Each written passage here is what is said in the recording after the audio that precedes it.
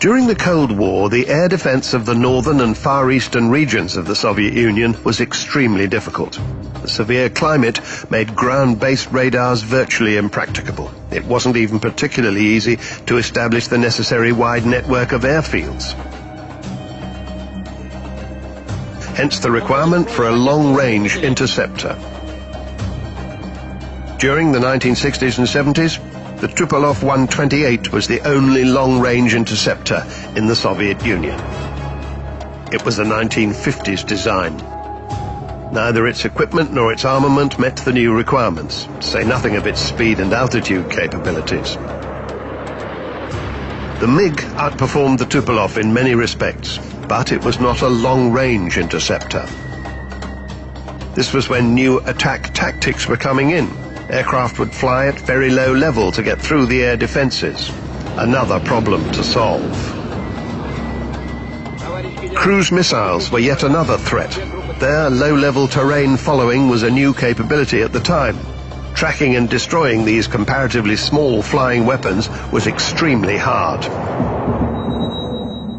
So the new interceptor needed very long range, but most of all, it had to be a product of new ideology. The MiG-31 concept derived from the MiG-25 interceptor and all of its operational experience. We needed better range and better altitude than the MiG-25 offered. We especially needed an aircraft that was faster at low level. Also, we were looking for new radar and new missiles. The missiles had to be extra long range. It was common knowledge that the MiG-25 could track only one target at a time, one by one, as we say. The new interceptor had to have multiple target tracking.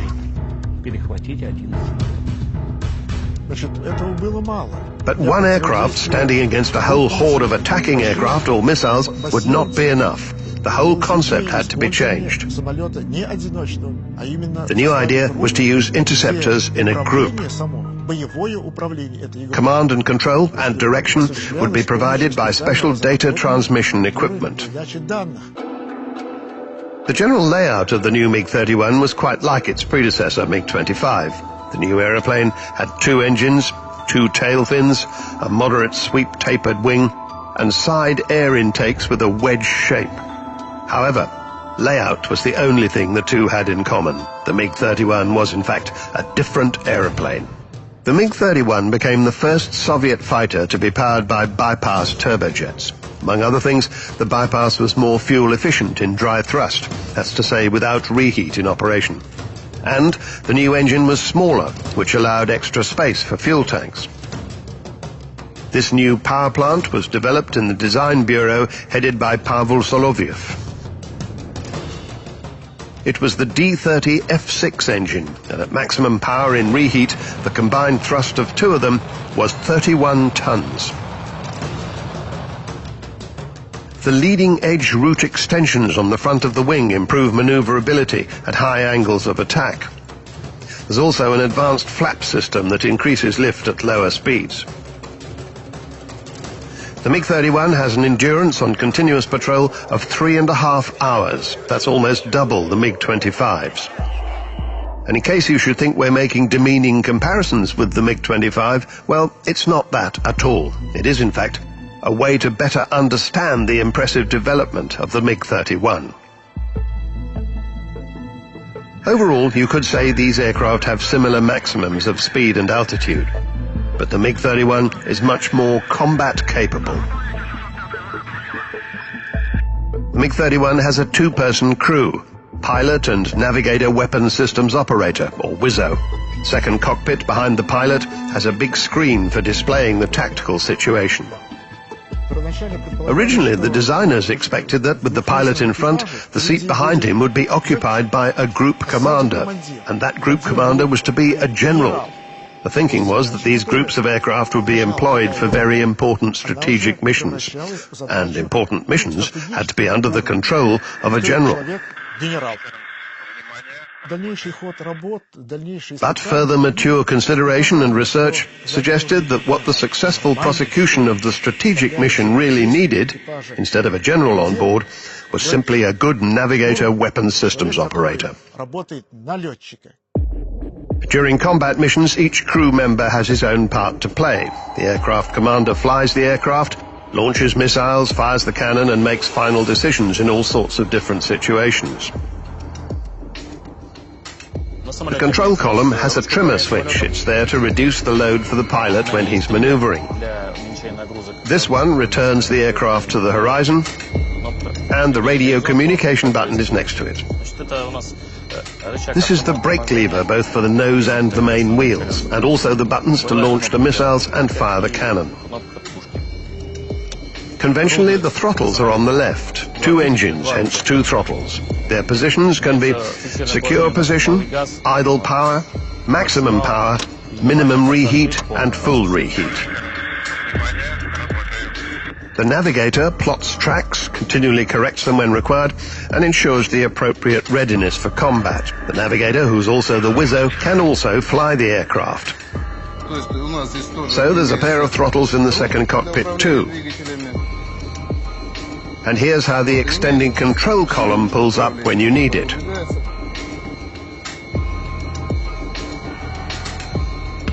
The weapons control system of the new fighter was called Zaslon, a barrier in Russian. The core of the system is the radar with a phased antenna array. This system was designed in the Tikhomirov Scientific Research Institute for Instrument Design. Earlier generations of radar had mechanical moving antennae. A phased antenna radar scans electronically without the head having to move.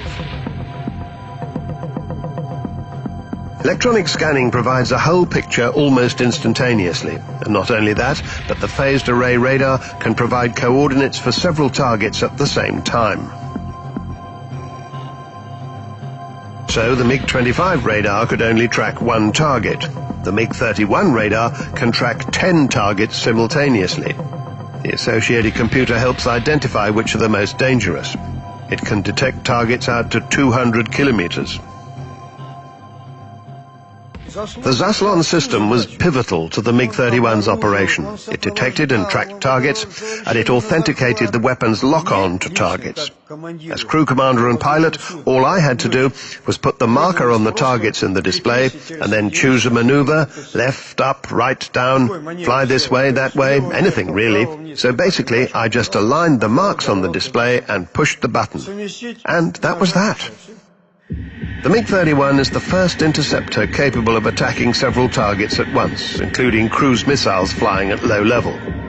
4 missiles can be launched in one attack against 4 different targets.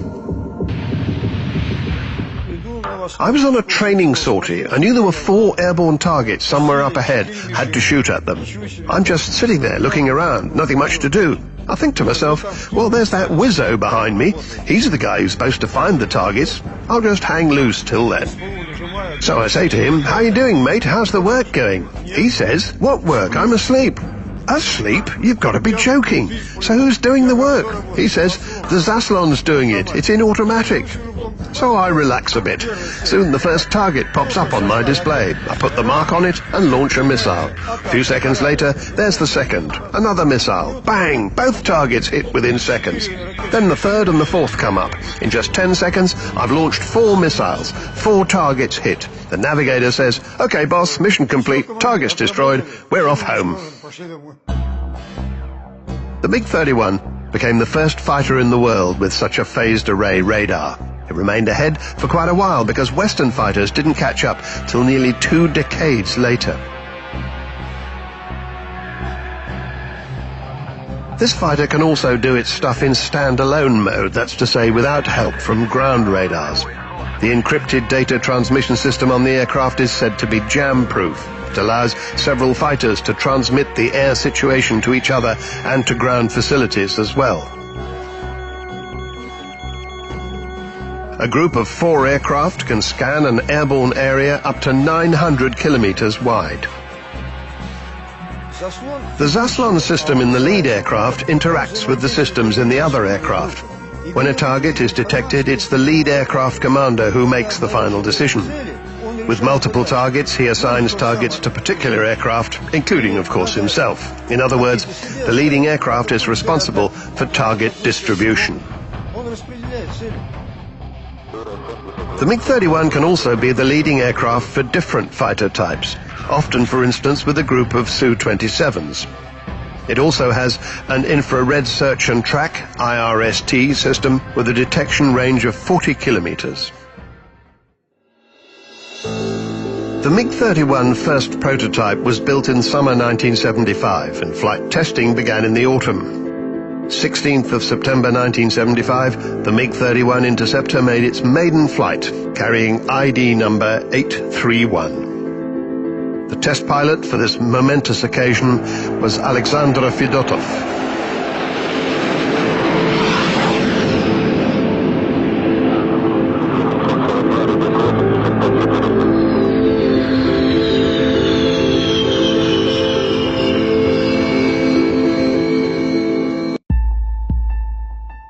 MiG-31 fighters went into operational service in May 1981. They were delivered to the Soviet Air Force in large numbers in the first half of the 80s.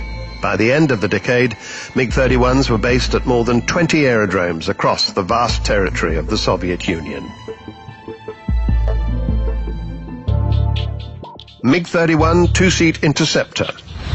Length 22.7 meters. Height 6.15 meters. Wingspan 13.46 meters. Maximum takeoff weight 46,200 kilograms. Maximum speed 3,000 kilometers per hour.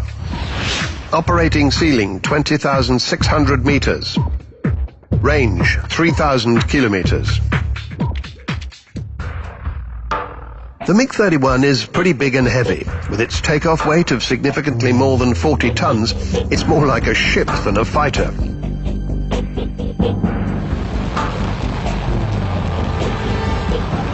The MiG-31 replaced a number of older interceptor fighters with lesser combat capabilities.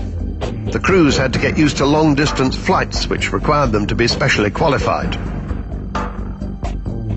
Also, these patrols were sometimes over the waters of the Arctic Ocean. That added extra stress for the crews. When you're flying the MiG-31, there's no time to relax. Constant vigilance is essential whenever you're on board, you know.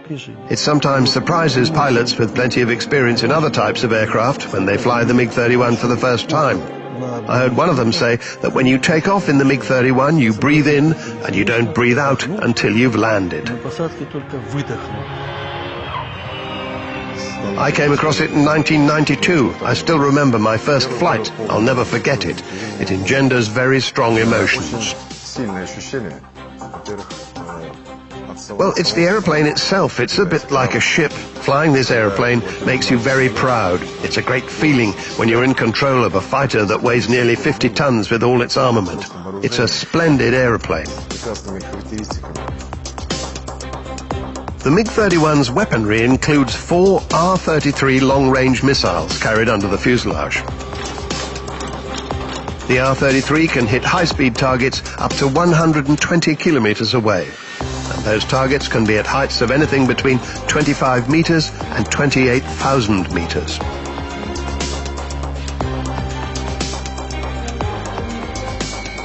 The MiG-31 also carries up to 4 R-60 short-range missiles or 2 R-40 medium-range missiles on the underwing pylons.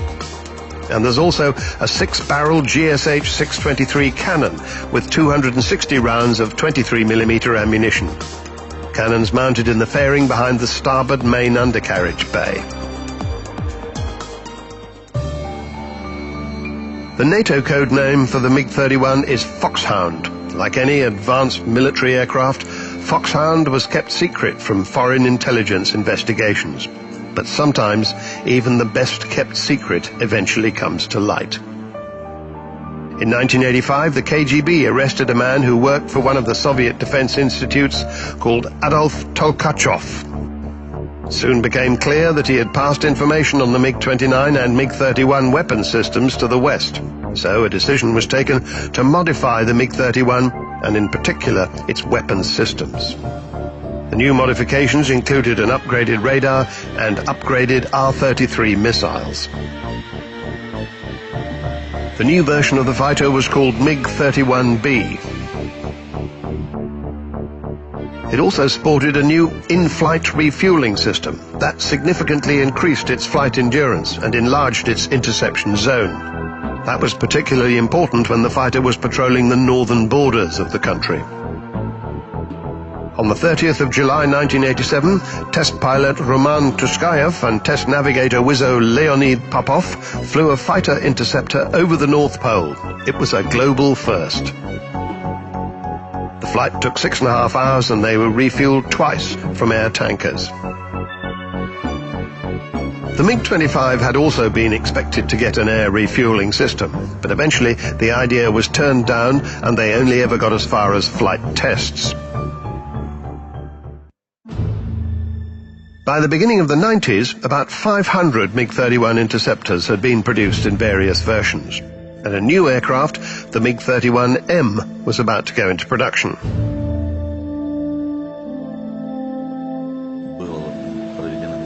The cockpits and the computerized flight systems had been upgraded. It carried more fuel. Various modifications had been incorporated that improved the aircraft performance. There were new engines offering greater fuel efficiency and more power. In fact, you could hardly call the aeroplane a MiG-31 because it was actually better in nearly all respects than the MiG-31.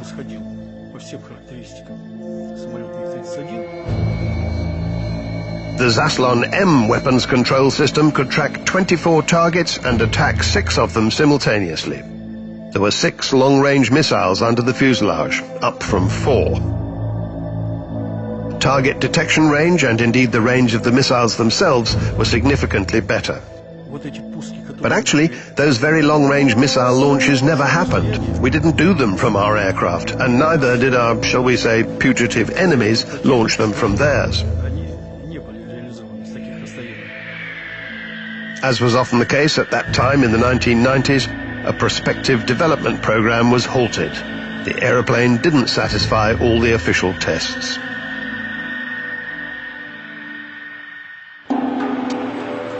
The technological experience of developing the M version proved useful in the further development of existing MiG-31s. Of course, they weren't as capable overall as the full M version, but it was at least a step forward. The first upgraded aircraft, now called MiG-31BM, went into Air Force service in 2008. Keeping up with worldwide fashion, both cockpits now boasted multifunction displays. A satellite navigation system was fitted. Number of weapons hard points under the wing was increased from 2 to 4. The aeroplane's combat efficiency was boosted by almost 4 times for some operational capabilities. This is Savasleika Air Base. It's in the Nizhny Novgorod region where most of the MiG-31 interceptors are stationed. One of the unusual features of the MiG-31 is the strange undercarriage design. The aircraft was heavy enough to need a 4-wheeled main undercarriage. This layout reduces the load on runway surfaces and actually makes it possible to operate the aircraft on ice airfields. Before they climb in, the crews do a walk-round visual inspection.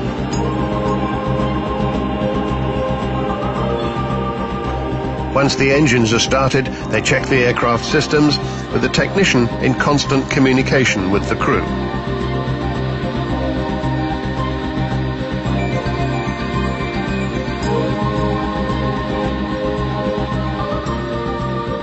Taxi to the runway.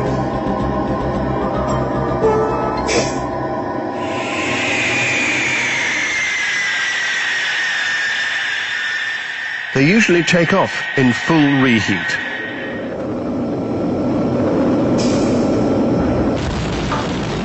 These days, the MiG-31 is a most powerful interceptor aircraft, comparable in many respects to the American 5th-generation fighter, the F-22.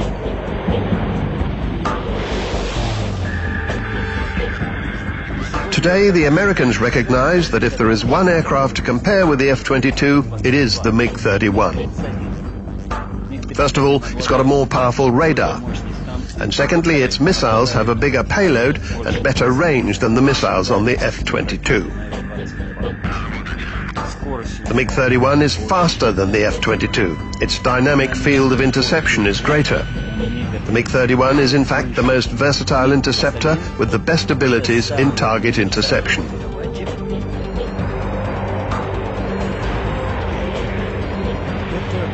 This is an extremely powerful weapons system.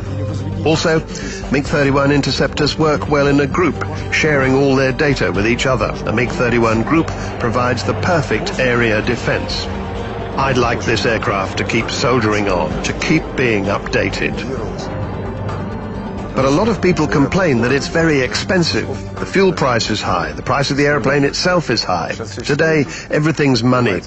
But you have to realize, if you want a good thing, you have to pay good money. Because this airplane fulfills the missions that other aircraft can't manage.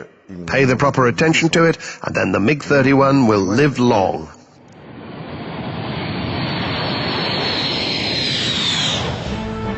The MiG-25 and the MiG-31 were landmark aeroplanes in world aviation. Each of them was at the forefront of scientific and technological progress in its time. They were revolutionary in so many ways. Without any doubt, it was a breakthrough. When the MiG-25 was created, it was an extraordinary breakthrough. We achieved those speeds, those heights. It was a really powerful breakthrough. And from that base, we created the amazing MiG-31. Speed and everything else were kept the same, but we definitely improved the combat capabilities. This is an aircraft of the highest performance. All of this MiG-25 and MiG-31 family of aeroplanes have very high potential. It's a good, long-term platform for fulfilling different tasks. All of these new features of the MiG-31 have such great potential that it is too early to predict where it'll all end. The potential is nowhere near exhausted yet.